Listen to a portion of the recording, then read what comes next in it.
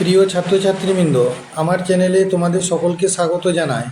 আজকের যে প্রশ্নটি এনেছি এটি উচ্চ মাধ্যমিকের ফিলোসফি অর্থাৎ দর্শনের একটি প্র্যাকটিসের 25 নম্বরের ইউনিট 1 থেকে অধিবিদ্যা থেকে দুটি চ্যাপ্টার থেকে দেওয়া হয়েছে। দ্রব্য আর কার্যকারণ সম্বন্ধ থেকে 25টি বাছাই করা প্রশ্ন। এই প্রশ্নগুলো প্রথম থেকে শেষ পর্যন্ত দেখার সঙ্গে সঙ্গে আমার চ্যানেলটিকে সাবস্ক্রাইব করে দিও, সেই সঙ্গে অল নোটিফিকেশানটি অন করে রেখো। আর আমার চ্যানেলটিকে একটু বেশি বেশি শেয়ার করে দিও, যাতে অন্যান্য ছেলেমেয়েরা হয়তো পেয়ে এটা উপকৃত হতে পারে। চলো, আজকের প্রথম প্রশ্ন হলো সাবস্টেন্স শব্দটির ব্যুৎপত্তিগত অর্থ। নিম্নে দণ্ডায়মান দ্রব্য, কর্ম না জাতি? উত্তর ছিল নিম্নে দণ্ডায়মান। 2 নম্বর প্রশ্ন, বিশেষ বিশেষ বস্তু বা ব্যক্তি আকার ও উপাদানের মিলিত ফল, একথা কে বলেছেন? প্লেটো, অ্যারিস্টটল, দেকার্ত না হিউম? সেটি অ্যারিস্টটল বলেছেন। 3 নম্বর প্রশ্ন, দ্রব্য হলো সামান্য বিশেষের সমন্বয়, এই উক্তিটি কে করেছেন? প্লেটো, কান্ট, অ্যারিস্টটল না দেকার্ত? এটিও অ্যারিস্টটলের উক্তি। 4 নম্বর প্রশ্ন, যা স্বনির্ভর তাই দ্রব্য, একথা বলেছেন দেকার্ত, স্পিনোজা না লাইবনিজ না কোনোটি নয়? এটি দেকার্তের মত। 5 নম্বর, দেকার্তের মতে দ্রব্য একটি, দুটি, তিনটি না চারটি? উত্তর হলো 3টি। 6 নম্বর প্রশ্ন, দেকার্তের মতে দ্রব্যের অপরিহার্য ধর্ম হলো মুখ্য গুণ, গৌণ গুণ না আকস্মিক গুণ? সেটি হলো মুখ্য গুণ। 7 নম্বর প্রশ্ন, ঈশ্বরই একমাত্র দ্রব্য, একথা বলেছেন দেকার্ত, স্পিনোজা না কান্ট না হিউম? এটি স্পিনোজা বলেছেন। 8 নম্বর প্রশ্ন, দ্রব্য সমান ঈশ্বর সমান প্রকৃতি, একথা বলেছেন দেকার্ত, লক, স্পিনোজা না লাইবনিজ? এটি হলো স্পিনোজা। 9 নম্বর প্রশ্ন, স্বাধীন সতীর্থায় হলো দ্রব্যের লক্ষণ, একথা কে বলেছেন? দেকার্ত, স্পিনোজা, লাইবনিজ না কান্ট? উত্তর হলো লাইবনিজ। 10 নম্বর প্রশ্ন, মনাড বা চিৎপরমাণু অস্তিত্ব মেনেছেন দেকার্ত না লক না লাইবনিজ না হিউম? উত্তর হলো লাইবনিজ।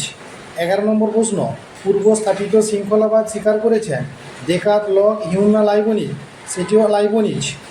12 নম্বর প্রশ্ন, দ্রব্য হলো জ্ঞাত গুণসমূহের অজ্ঞাত অজ্ঞেয় আধার, একথা বলেছেন লক, বাকলে, হিউম না দেকার্ত?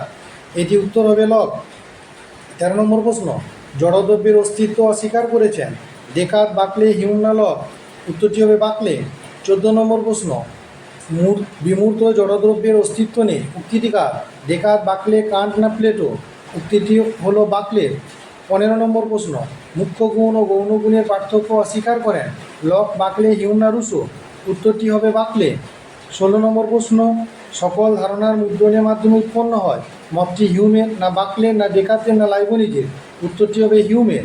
17 নম্বর প্রশ্ন, আত্মার অস্তিত্ব অস্বীকার করেছেন প্লেটো, দেকার্ত, বাকলে না হিউম? সেটি উত্তর হলো হিউম। 18 নম্বর প্রশ্ন, কাদের মতে কার্য ও কারণ এর মধ্যে আবশ্যিক সম্পর্ক আছে? অভিজ্ঞতাবাদী, বুদ্ধিবাদী, বিচারবাদী না সজ্ঞাবাদী? উত্তরটি হবে বুদ্ধিবাদীদের মতে। 19 নম্বর প্রশ্ন, প্রসক্তি তত্ত্বের একজন সমার্থক হলেন লক, দেকার্ত, ইউইং না বাকলে? উত্তর হবে দেকার্ত। 20 নম্বর প্রশ্ন, কারণ ও কার্যের মধ্যে প্রসক্তি সম্বন্ধ আছে, একথা বলেছেন লক, হিউম, ইউইং না বাকলে? উত্তরটি হবে ইউইং।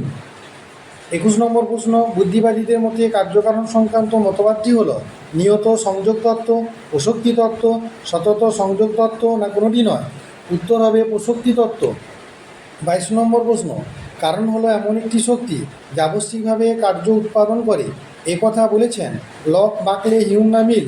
উত্তর হবে লক। 23 নম্বর প্রশ্ন, হঠতে সংযোগ তত্ত্ব মতের প্রবক্তা দেকার্ত, লক, হিউম না কান্ট? উত্তর হবে হিউম। 24 নম্বর প্রশ্ন, কার্যকারণ সম্বন্ধ ধারণাটি পূর্বত সিদ্ধ জ্ঞানের আকার, একথা বলেছেন ইউরিন, কান্ট, মিল না বাকলে? উত্তর হবে কান্ট। লাস্ট প্রশ্ন, 25 নম্বর প্রশ্ন, কে মনে করেন কারণ হলো এমন একটি সক্রিয় শক্তি যা আবশ্যিকভাবে কার্য উৎপাদন করে? লক, বাকলে, মিল না কান্ট?